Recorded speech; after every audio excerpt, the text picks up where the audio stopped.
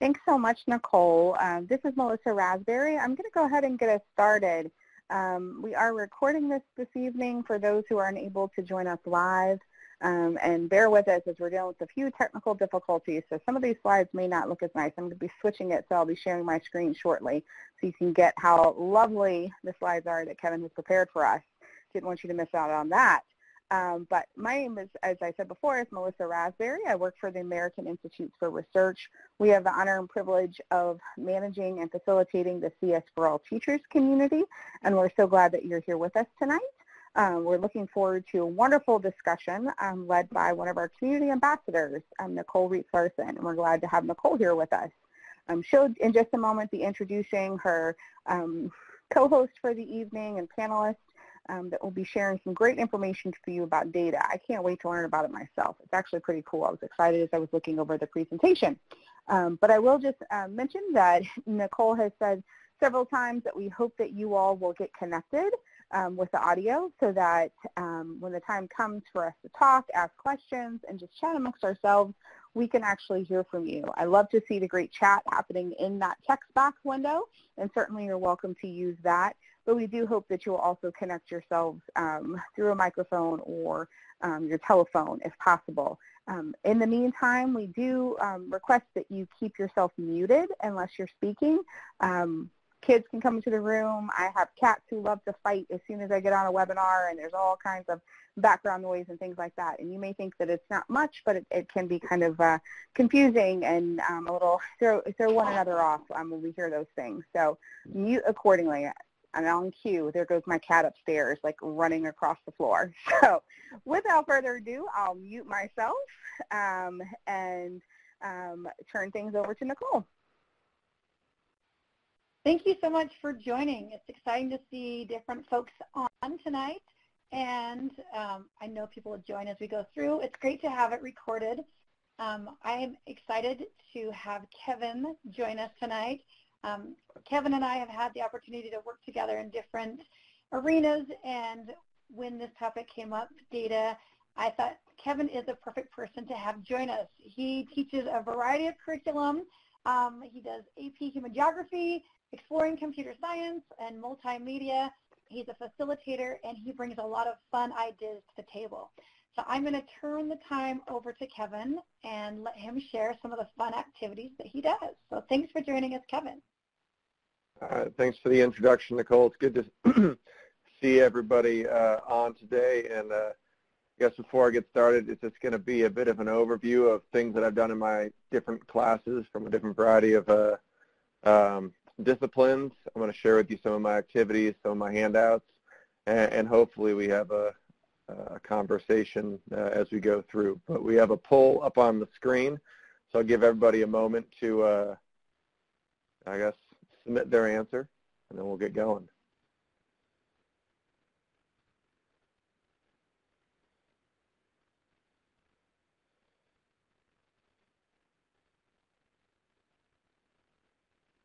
This is super fun to see this live coming in.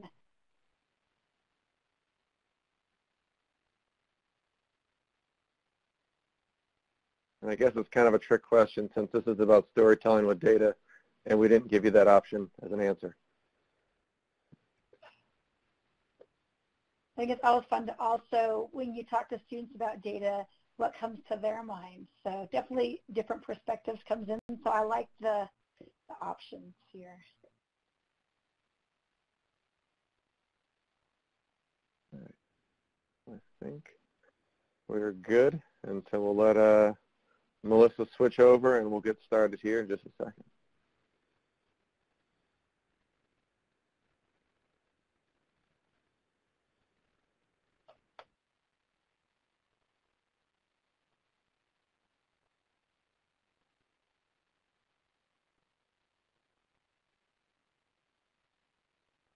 Go ahead, Kevin. All right, so my screen was still loading it up. So, all right, so here we go. Data, as most of you listen to the survey, is just, you think of it as statistics, but data can kind of be boring. And generally when my students hear that we're going to do the data unit, a common face. But when they see this, it's not all that exciting. And we've all seen Excel sheets, and it's not fun. But what happens when we give them an opportunity to tell a story? And we give them a chance to see that data is more than just numbers in a spreadsheet, but it's something that they can care about and something they can be creative with in ways that they never thought were possible. And that is what we want to do with data. And what I'm going to go over tonight is a bunch of student activities from some different categories, and it's going to be different than just, hey, let's put things in a spreadsheet. Let's pull out our calculator and do the same things that we've been doing in our math class. Because in computer science or in geography like I teach, we want it to be something different. We want it to be a way that they can view it more as more than numbers, but as a storytelling device and a way of expression through art, through computers, through maps, and whatever else they can think of. So my first activity, and you'll see this as we go through, is I've given some different links to the different activities, and you'll also see the links inside of the audience chat. So if we go past it, you won't be able to.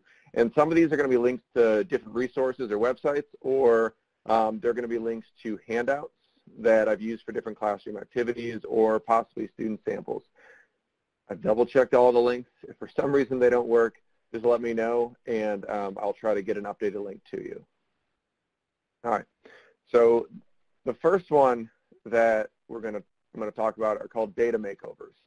And so often when we think about data, our kids are, oh, it's a graph, or it's a chart, it's something that we're going to see on some standardized test. But what we want them to start thinking about is, how can we make data beautiful? How can we make it tell a story through visuals? And this is that opportunity where it's going to be accessible to everybody. Anybody can find a graph or a chart, because all you have to do is open up any social studies textbook. There's plenty of boring ones in there, as my history kids have told me. Have them pick a theme. Then you want to find a picture or an image. And then the goal is, can they make it beautiful? Can they make that data be more exciting? And if we can go to the next slide. These are two different graphs that cover the same exact story. The one on the left, and I have a lot of baseball kids, and the Nationals are our local team. I show them one on the left, and even my kids who don't like baseball could care less about that image. But what it's showing you is the track record of home runs hit every year in baseball. But my challenge was to them is, how do we make this interesting to someone who either likes baseball or doesn't like baseball? All right, so the first thing was, we found the graph. Great, it's boring. Then let's go out and find a related picture. So there's Bryce Harper. He's a local hero if you're a baseball fan. We gave him a quick statement, okay? MLB sets a new home run record in 2017. Then they had to find a way of representing that chart, that graph. And the way that they looked at it is, all right, we saw the one graph on the left. We see our line graph. Let's do a bar graph. Let's fill in the data. And this is something where you can teach them those Microsoft Office skills. They put it into Excel sheet, you show them how to do that, you show them how to hit the graph button, and it created it. Then it's all about finding relevant colors. And this is beginning them to get them thinking about, this is an infographic. This is starting to tell a story about baseball, telling a story about what has happened in Major League Baseball. And then you can carry it even further, because then we can talk about, why has it gone up? All right, they've already become a vested interest in this topic. All right, my kids who like baseball, or maybe it's the rise, and my other project the kids did is the rise of zombies in pop culture. So they had a graph, they had a chart about zombies and how it's showing up from books to TV, and they tracked it. All right, and then they can look at, why is it important? What are the social trends? What are the reasons for it? For baseball, the argument might be they're wrapping the baseball tighter. Maybe the seams are smaller. Maybe the athletes are using performance-enhancing drugs. But it leads to all these new questions that gives them an opportunity to talk about it. And this is something that's incredibly accessible for all kids, because what did they have to do? They found something that's already there. They found a picture, they gave it a sentence, and now we can tell that story.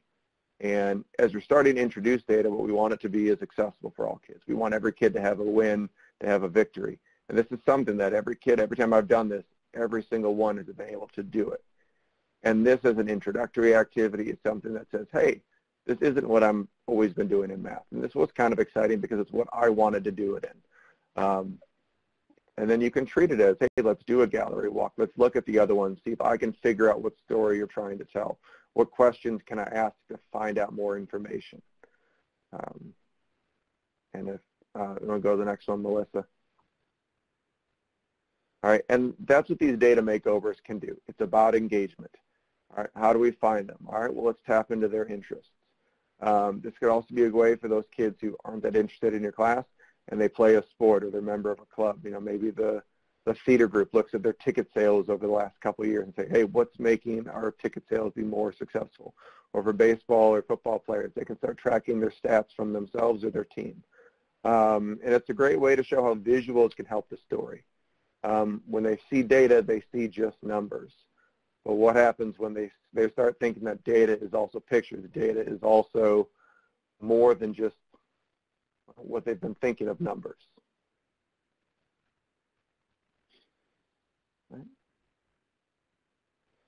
All right, and building off of that, then it becomes, how do we start telling the data? How can we start telling a story about people?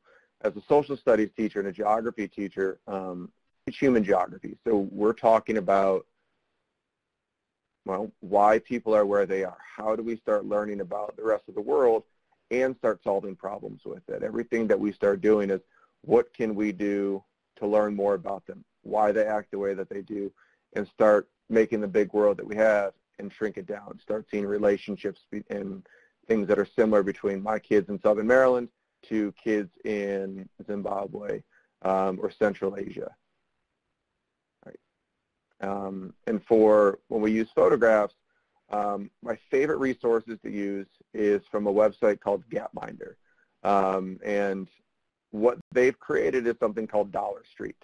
And the website is right there on the slide, and I think Nicole's going to put it into the chat window there. But what Dollar Street is they've taken photographs from families all around the world, and it shows how much money they have, and then it shows the pictures of their houses and all of their items. So you find out what a kid in sub-Saharan Africa's favorite toy is, and it might be a Barbie doll that is missing its left and right arm. You see what their cup is that they use to drink water from, and then you see where their water comes from.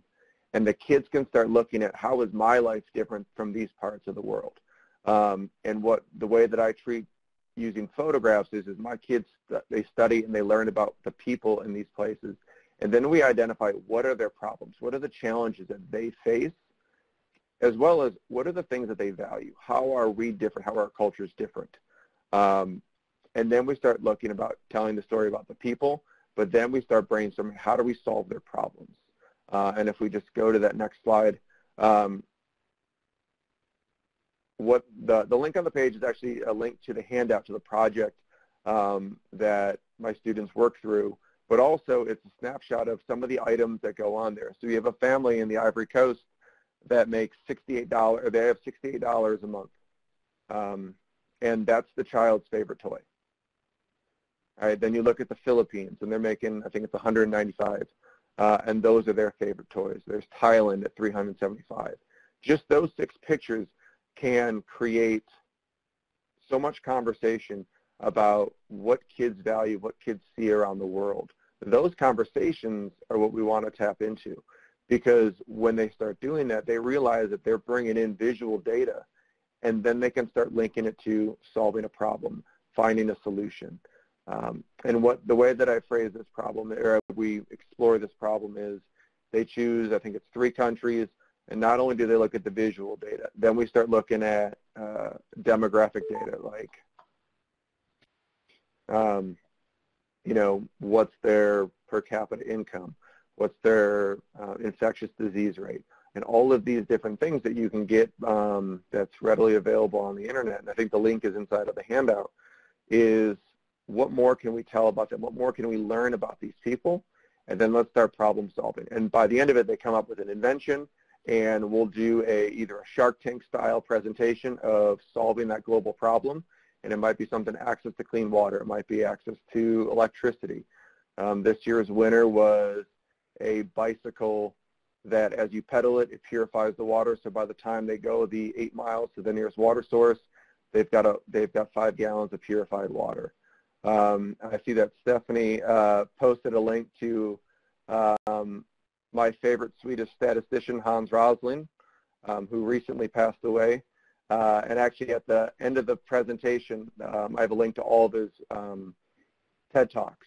And if you don't have a favorite Swedish statistician, I do recommend Hans, because he's pretty good, he's pretty funny, and my kids look forward to every time we watch one of Hans's talks. And it's a really cool opportunity for the kids to explore different cultures, different parts of the world, but then solve that problem just only by the pictures and even just some of the numbers that they see.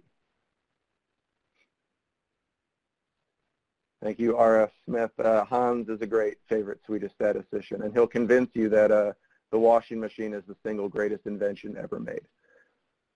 All right, moving on. And those first two things are all about the visuals. It's the pictures. Those are the things that are accessible because every kid can look at a picture. Every kid can do that type of thing.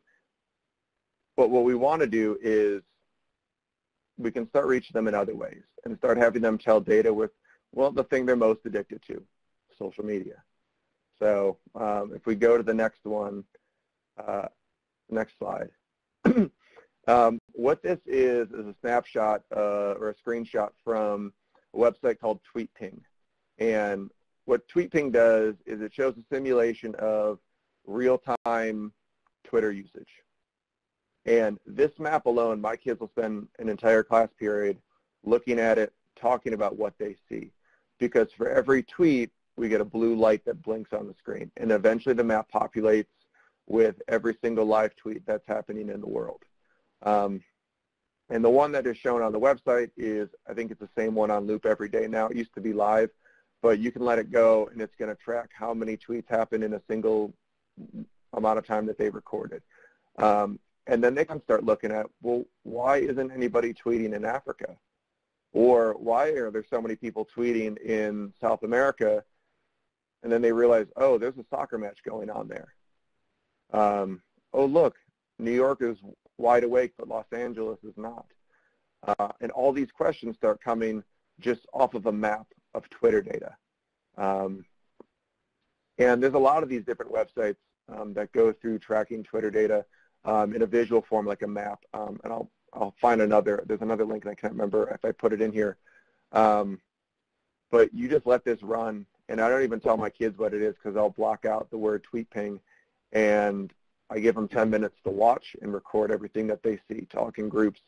And the stories that they come up with are pretty cool because all it is just, it's social media. And they can start realizing that there's a big story that goes on with what goes on in social media. And that's what brings us to these hash tracking challenges. And if we go to the next one, Melissa.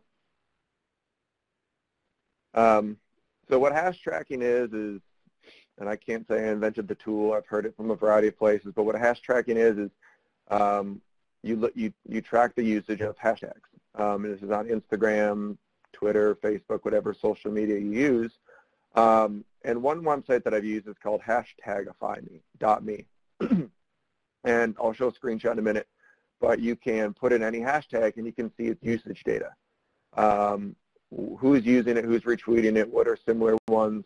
And the idea for them is to start figuring out what are the trends that are happening, what is cool in the world. And I think someone earlier put the Google Trends website, and we have that link later on. But what this can start getting them think about is a career in marketing. So much of marketing today is done with social media. So how do we track what is cool? How do we track what is popular? And so the two activities that I'll use are called hash tracking challenges. And can we measure what is viral, and can we get something to go viral? We'll go to the next one, Melissa. And actually here is a screenshot of the hashtag for CS for All, and it will go through its popularity, its monthly trend, its weekly trend, and it goes with other hashtags that are used during that by people that are using the hashtag CS for All. You can see popular people that are also using it. And if you scroll down, it starts doing a lot more some additional data that you can get with it. And this website is free, and there's different ones out there. And it gives them an opportunity to start tracking and see what is cool. And so the first activity with the hash tracking, go ahead, Melissa, is we treat it, you almost treat it like a stock market challenge. When I taught government and we looked at how the stock market works, kids pick different stocks for a 4-week period, and they measure how they go and what is successful, what is not. And so what we do for this one is they pick any 4 hashtags. It could be CS for all. It could be, as my kids will tell me, Fortnite is the only hashtag and the only thing that matters right now. So you might get a lot of kids that are invested in Fortnite. But you pick those 4 hashtags and they track for the week. And each day they look at the progress. They look at what is happening in society. And maybe it is, oh man, there's the NBA playoffs right now. So the Cavaliers are playing. Let me put in hashtag Cavs for tonight. And they track that progress. And you figure out a way that you want to measure how they've grown. But at the end of the week, we look at what has progressed. Maybe the sports topic has progressed, but the news topic hasn't. And then you revisit this 3 weeks down the road, 4 weeks down the road, second quarter, third quarter. And are those things still viral? Are those things still important? And I didn't mention it, but all the way back on the introductory slide to the going viral was my kids' favorite viral thing to remember from their childhood, and that's silly bands. And they all go back to their middle school days when they eventually got banned from school because the kids were snapping each other with silly bands. But we start looking at what is cool, what is popular, but how quickly those things change. So the first challenge is just looking at it in general. When we get to viral challenge number 2, you can go ahead, Melissa, is they have to create their own hashtag, and they have to figure out how do we get it to go viral. And that viral might be just within our community because it does kind of geo-track where it's being used. But can they come up with something? Can they get a person who, how quickly can they get it retweeted? And they start getting all their friends invested, and then they start having a conversation. All right, what do we need to do to make something popular? You know, what does, and my kids will tell me I don't know who's popular on social media, but, you know, find that celebrity. Can they somehow get that celebrity to agree to retweet their hashtag, and then how quickly it can blow up? Every once in a while I'll see people on Facebook say, my students are trying to get this hashtag to go viral. Can everybody retweet it or like it, or just to see how quickly things can spread? And not only does it help them thinking about, oh, this is a marketing tool, but then you can also talk about the internet safety, how quickly you can be connected to other people, how quickly your message can be spread, whether you want it to spread or you don't want it to spread. And that's a real powerful talking piece that you can have. And I see in the conversation that some of this stuff, you know, it might just be for high schoolers, but my 6-year-old knows all about hashtags, even though I don't want her to. She somehow knows about them. So maybe it's picking something that they find interesting and just doing it as a whole class. But as they get into middle school, as they get into high school, you know, it's something that can carry on. Or maybe your school, this year our school has a single hashtag that we want to use for everything, and it's hashtag the warrior way. And we want to look at how quickly are we getting our information out about our building. And so we can start thinking about all the different ways that we're connected. And it is a cool opportunity to have these conversations about social media, and it makes you think that they care about it too. All right, you can go on, Melissa. And so the next one is one of my favorite things to do. As I'm sure in a lot of communities, making connections with your school resource officer and your local police department is really important for building that relationship in the community with your local police. And the next one that we do is called Statistical Superheroes. And I'll actually bring in our school resource officer to help me with this project so that the kids start building that relationship with him as well. And it's all about fighting crime with data. All right, we can go on, Melissa. Okay. And so we treat it as we were superheroes, and if we want to, all the kids can create their own superhero, which we may have done early in the year for a different activity. But what we're going to look at is crime data. And the crime data is all going to be presented in a map form. I'll show you an example of a map. And the whole idea is to start looking at patterns in their community. And the website that we use can filter it down to speed violations. It can be with it could be with littering. It could be to as serious as, you know, domestic abuse and violent crimes. So it's kind of up to you on how you want to use it. But what we start looking at is how can we solve local problems? And I know in the ECS curriculum, this is something that comes up, is solving local problems. And so the idea is, let's look for patterns. Let's think about why it's there, what is not there, idea, problem, brainstorm a solution, and then present it to, you know, for us, it's just our local police officer who works in our building, but maybe bring it to your mayor of your town or community council or something like that. So if you go to the next slide, Melissa, it may be tough to see on the screen right now, but this all comes from crimereports.com. And everyone that I've had look at this from different parts, if your local community publicizes their crime data, it's probably going to show up in here. And what crimereports.com does is it gives you time of day data. So the top left corner is the morning commute. We noticed that there's a little bit of crime. Most of it is traffic data. Living south of DC, like 65% of our population leaves every day up one road. So as you track it, it's nothing but speed violations, traffic accidents, and a variety of activities. But then as we move to school hours, all of a sudden, more and more people are no longer in their houses.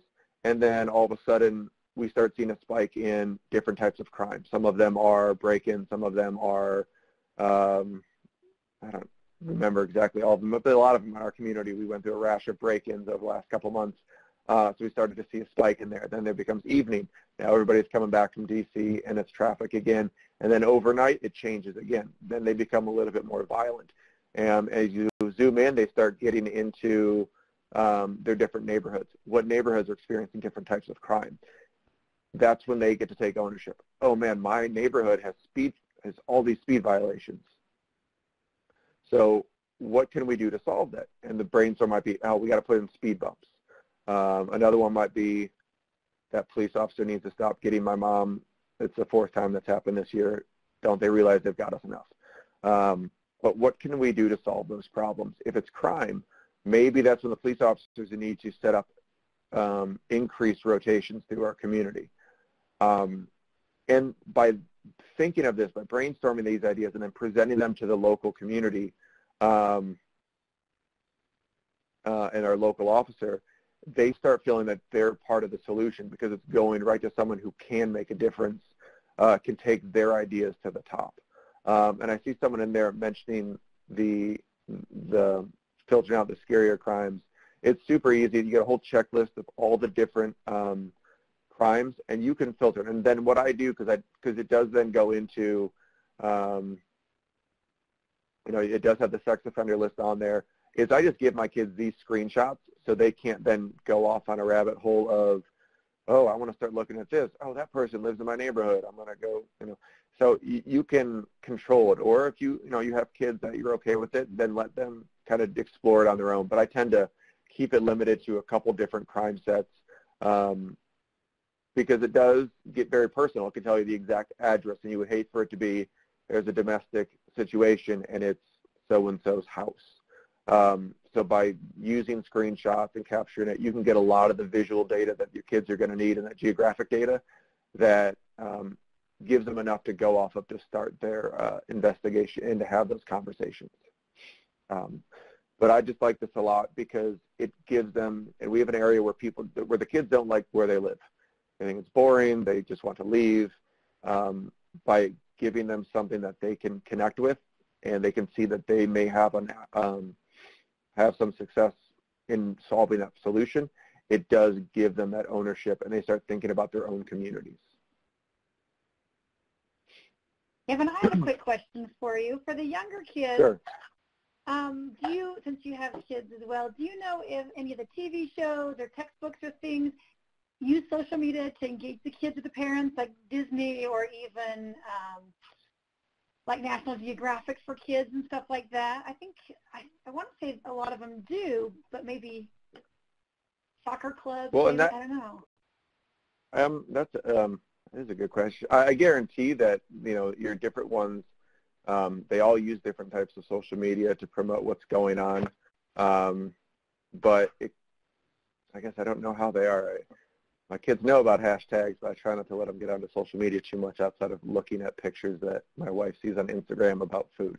They love looking at food pictures, but maybe that's what they can do, is they can, but maybe when there's a new Disney movie's coming out, I don't know what the next Disney movie's coming out, but maybe as it gets closer and closer, you can see is, oh, here's I think The Incredibles 2 is the next big one that's coming out, that my kids were talking about in school. Every week it gets closer, is it getting more popular? And you can start talking about, big events that are going on, and how that can relate to the social media piece. Fantastic. Or when the next, gosh, I don't even know what the cool cartoons are. But I don't know. Even as it gets closer to summer as well, if there's an amusement park in your area or any of the destination places that people might go to, I think those will start putting, ads out or things that come to the families and kids. So definitely things will be showing up soon. Yeah, and that is the one tough thing when we start looking at social media, and even the crime stuff, is, there is that level of how much do we want them going down some of these areas, and how much do we want them on social media? Is it something that we can do as a whole class versus letting them do it on their own? Because it can create all new problems if it's, all right, I'm just going to let all the kids go into social media for 43-minute class period. And I do see that someone just put in there that your the crime reports isn't for your city.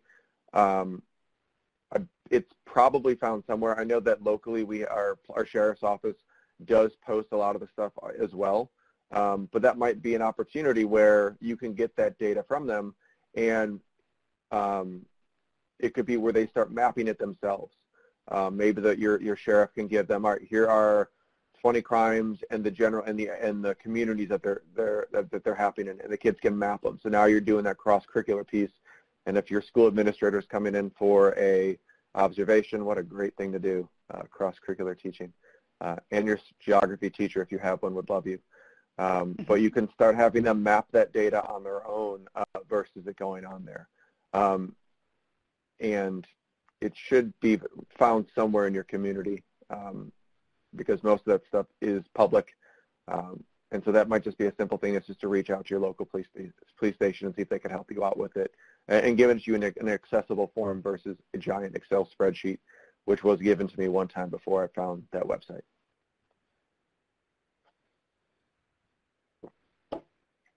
All right. We can move on to what is my favorite topic, and I mentioned zombies before because, well, and actually real quick, Sharita, that might be a good thing to tie in with the social media, is if your sheriff's department posts about crime, what's going on, maybe they can do both, look at the crime tracking as well as what the sheriffs are posting on social media and blend the two things together. But anyways, the next one is about zombies. I'm a huge zombie guy. My kids hear about it, and they don't really want to sometimes, but they have no choice. And so what I did a couple years ago, and this might be a little much for elementary school, but I partnered with the U.S. Coast Guard to help my kids learn about disaster relief. And if a disaster happened in the Maryland area, how would we prepare for being, through a blackout, through, cut off from resources, and how would the U.S. government coordinate with local communities for disaster relief? And it's really topical now with all of our disasters that have been going on to it. But just talking about earthquakes and floods and the occasional hurricane or tornado that we get, zombies are more exciting.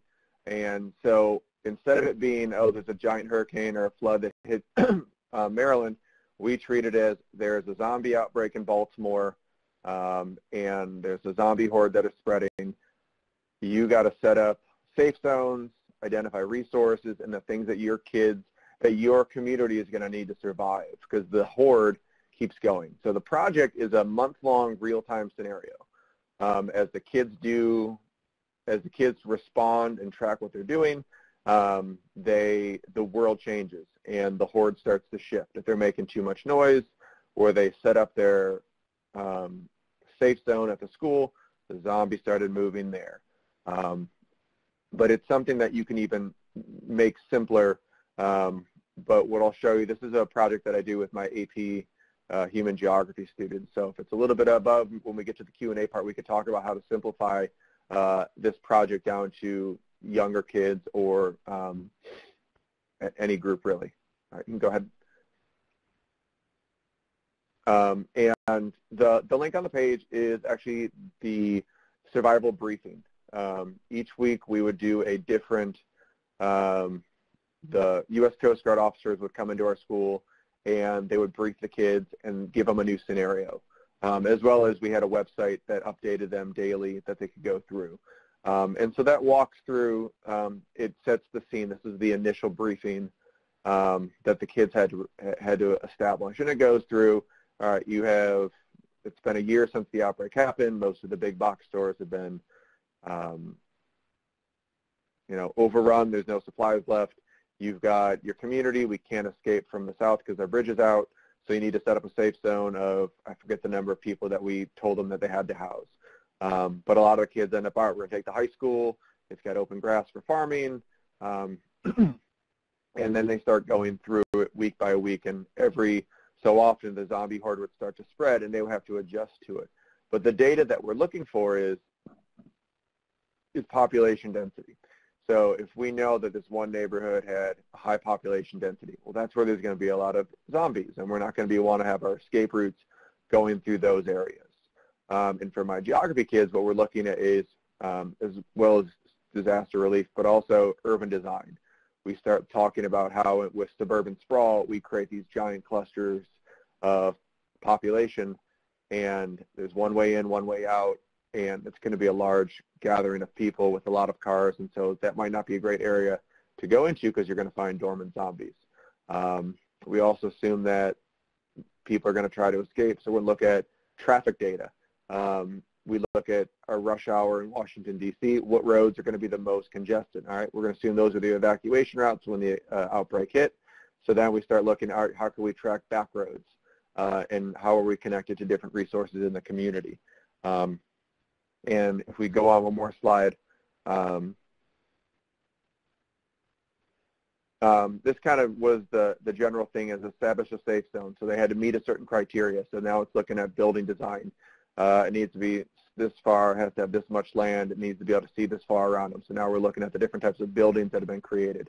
How you're going to secure the needs or your area, secure supply routes, and adapt and survive. And if we go one more, it will give you a link to the final map that the kids created. And what we did for this is we used a GIS program called ArcGIS, and it is a free, you can actually, it's a professional GIS mapping software that you can get free school account for you. And I will put the link in there for, and it's the same program that actually the U.S. government uses, and as well as Starbucks, and actually our local town uses it for their planning of our grand plan for our community. So it's something that's used at all different levels. But the kids used it to pinpoint where their safe zone was going to be. They started putting their routes on there, so where their supply routes are going to go, where their escape routes are, where the local dog kennel is that's going to have additional medicine that might not be found anymore because the pharmacies are overrun. But it really got them exploring their community and what resources and where things are.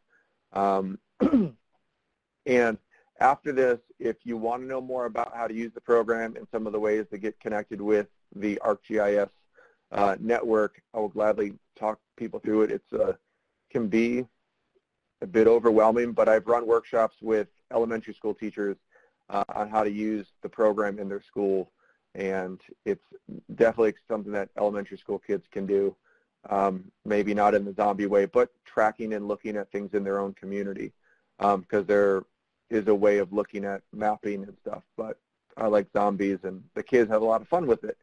Now, if you don't have the program, you don't want to use it, you could easily, and later on in the resources, I put another link to a website. It's called Map of the Dead, and they've done all the tracking for you of where everything is located in your community, population density, and they can look at, just by the website itself, they can look at where would be the best place for me to set up a safe zone, what resources are nearby. And you can just give them a map of the local community, and they can just use paper and pencil and draw kind of where their resources would be found, what they would do, and maybe not go as an intense of a project. But I just put the link in there, and I think it looks like Brenda put in an intro to GIS. And I've used the National Geographic Intro to GIS program as well. It's really easy for the kids to get to use. But if you want to know more about that zombie project, just, we can link up after and go in a little bit more detail, because it's a lot of fun, but it is a month-long project, but it's a way of starting to think about, disaster relief, government coordination, or just what would I do if there was an apocalypse? Because it's a fun topic that the kids get into. And you can change it and make it vampires if you want. All right. So we're going to, and that was really my, one of my last student activities. And as we shift into kind of a Q&A portion, one of the things that I want to leave you all with is let them find the data in unexpected places. It's everywhere. And as we originally put, we just think of it as statistics, but a simple photo. Have them take pictures of their house and bring them in. Bring back show and tell. What does this little activity about me, or this little item about me, say about my story? And then the whole class brings them in. All right, so what is the story about all of us? And so it starts showing different ways, different activities, just by the things that they can do. And they don't realize that that is data. Because if we move on, Melissa, data can generate big brainstorms. And that's really, out of this, is we want to get them to talk. We want them to have a conversation about what they see. Remove us from saying, all right, this is an Excel sheet. This is your value that you put in there.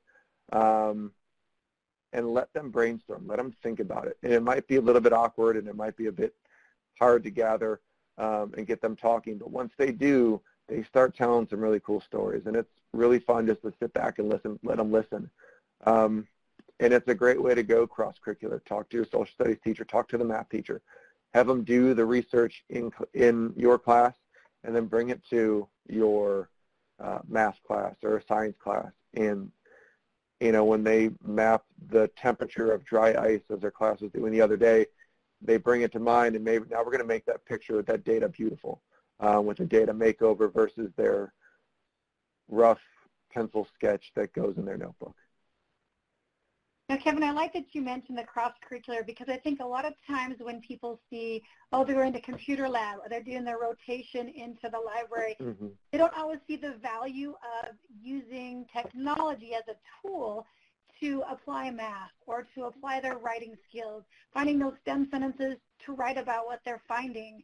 And so it's a great way to bring in the value of, yes, you've done this handout forever. How can we use a digital tool to aid in that same activity, or to demonstrate what they're learning and to get the kids talking more and make it more creative? Absolutely. And part of each one of these projects is you know, there is always that other element, and it can be powerful, and they can, not only can the other teachers in your building say, oh, there's more than just them sitting on a computer. They're actually doing stuff, and they're working on different skills. And, you know, I just putting in there, I don't know if I got in there, is the final PowerPoint that the kids put together.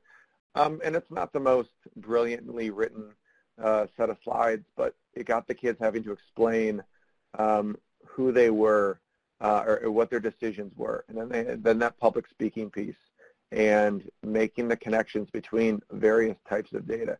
And that alone is going to help them in all of their other classes, linking together ideas, expressing their thoughts,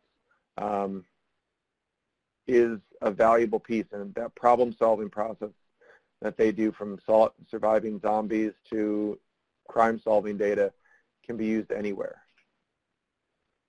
And there was a question in there, Kevin, about assessing or grading these types of projects. Do you have a rule association, or is that something that we'll kind of get to in Q&A? So generally, I mean, for a lot of them, it is about the process. You know, can you, for something like the data makeover, it might be, did you find a relevant piece of data? And it's really more, did you complete the steps of it? When it comes to my bigger projects, like the zombie one, for example, they had to document their steps, and there was some specific things in their handouts that they had to look for. They had to go through, they had to do 7 different types of data. So they had to do so for using the map, they had to upload or open up the population data. They had to look at different things. And so it was more of like a, did you do this step of the process? Did you complete it? You know, so, and then depending on what you're going with is maybe you you have that written form with it. But do I have the grading? Really, I want them to just to do it and experience it. And I don't know, I also hate grading, so I might not be the best person to talk about you know, the best way to grade things, because if they have a conversation and they get the project done and they get something out of it, I view that as the win, because it's about the steps along the way more so than comparing 2 kids' project and, oh, that kid looks a lot better than his. But I can share some of the rubrics if I can dig them out of my files. I didn't include them, but I can definitely link up with some people later if they need them, or if we send some stuff out, I can share what I've used before. I also think that when you mention the process, those are additional skills that students use in math. They use those same kind of skills in science. And so bringing those kids to learning about those computational practices is awesome at the younger grades, because even as they're writing their steps, you can call that an algorithm. Hey, what was your algorithm that you used as you did this? Or as you looked at this piece of whatever, you're analyzing it. But bringing in some of those practices helps students see that what they're doing ties into a lot of different areas. Oh, and that person does a job that uses these computational practices. So thanks for mentioning that. Yeah, and our English department has a generic writing process that the kids have to follow. And so I do try to use that or incorporate that. So when they do the writing, are they hitting, and I don't remember the buzzwords that the English department uses off the top of my head. But I do try to stick with, you know, if we have a writing rubric that they're using in English, use that same thing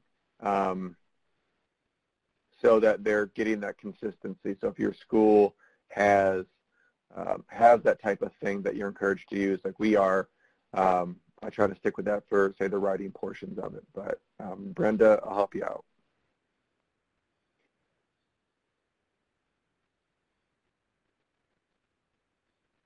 I think that's my last slide, Melissa. I think just a question one now.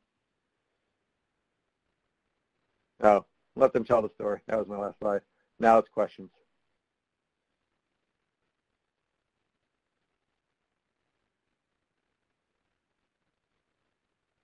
Would love to hear some questions in the audience chat. It's great to have you ask questions. Kevin can answer, I can answer. It's been awesome to see people throw in resources, see people add in some of their comments.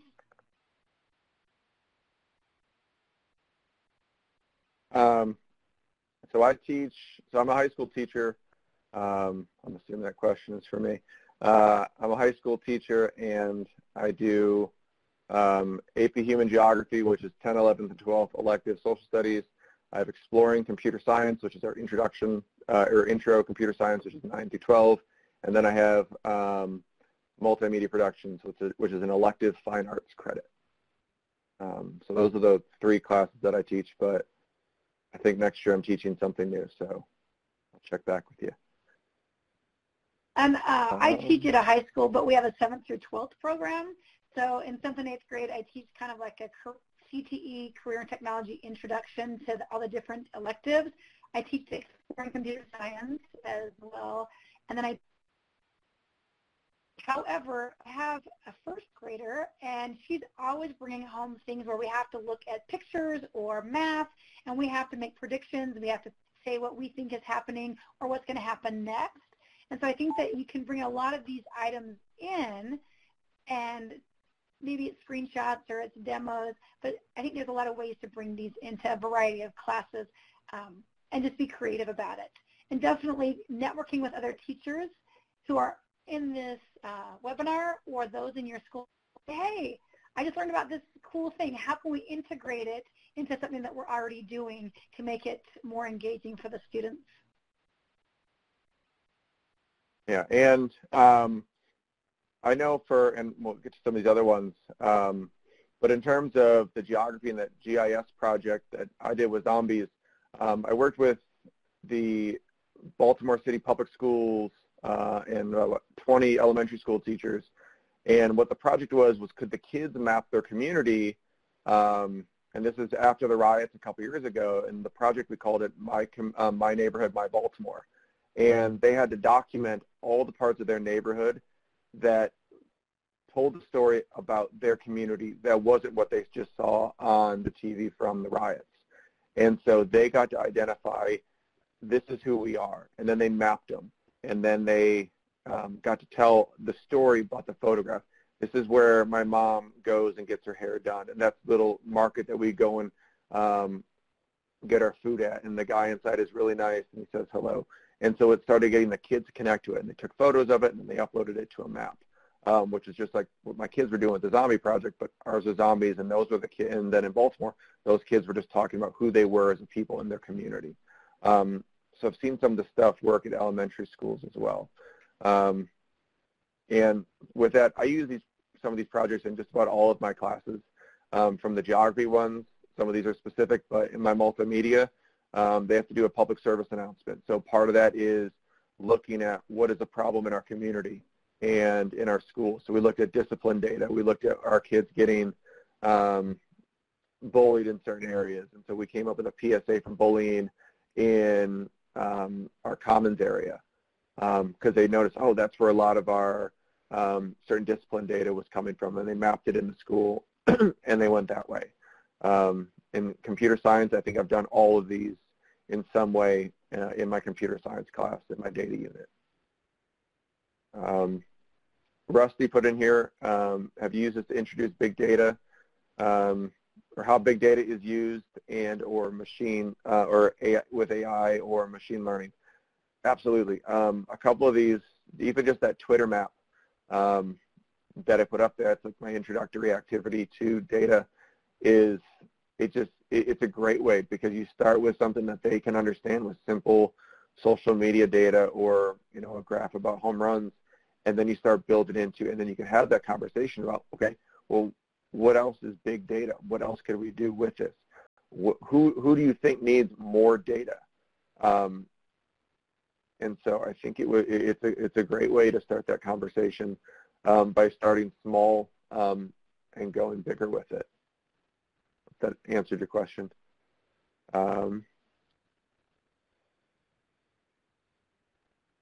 We've got just another minute or so, so any last minute questions, bring them in. We'd love to answer those, but we do have this as a recording. We'll share all the resources, all these fantastic links and things in just a little bit. So if you want to ask any last minute questions, Kevin will share some of the things he's got as tools and resources. Yeah, so there's a couple in there. There's the map of the dead. It's already done for you in terms of what your community needs to survive. There's the live hacking attacks, the kids like that, the Norse map, or the digital attacks map. So two other geographic resources. Someone had mentioned earlier the trends.google.com. It's a great way of looking at what's trendy and what people are searching for on social media. There is the trending on Twitter map. And then there's my link to my favorite Swedish statistician, Hans, and all of his TED Talks that are out there. And his website, and the website is still operational, called Gapminder, where it's just a deep dive in social and population demographic data, which is awesome if you like that kind of thing. I think there was, and then some other, so one thing I put in there is from ArcGIS, is they have data on pretty much everything you ever want. I think one of my students found the number of hamburgers purchased per community in the United States. And it's just data produced by McDonald's, I think. And it's completely free, and you can get it put on a map, or you can just get the actual Excel sheets, and you can download them. So it's a really great resource if you like GIS, and if you want big data, there are some spreadsheets in there that are pretty big, full of data. There's your open data sets for Chicago, open data sets for Utah. I think just about every state has some sort of open GIS data available. And so, or if you reach out to your local geographic society, most of the states have something that's linked up with National Geographic. There's a lot of data out there, and sometimes it's just hard to find. But as a geographer and someone who's worked with geography teachers in the state of Maryland, we're often forgot about. So if you ask for help, we will gladly help geography, because most places don't teach it anymore. So just reach out to them and they'll help you out. Well, thank you for sharing so many awesome resources. Oh my gosh. So if you didn't have resources before, Kevin's got a ton here. And then also, I'll do a post-webinar blog with resources, and if Kevin doesn't mind, I'll share his email address. I'll put my email address. But there's definitely a lot of starting points here where we can help you out.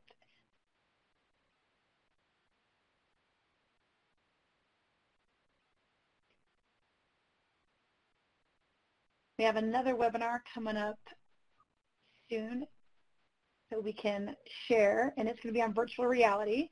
So I know in the audience chat there were some questions about virtual reality and Layer and a couple other types of virtual reality things.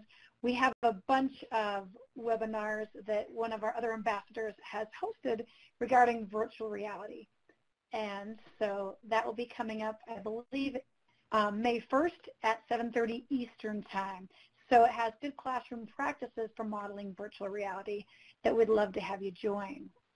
And Donald will be hosting those. And I know he's had a couple other webinars that you'll enjoy as well.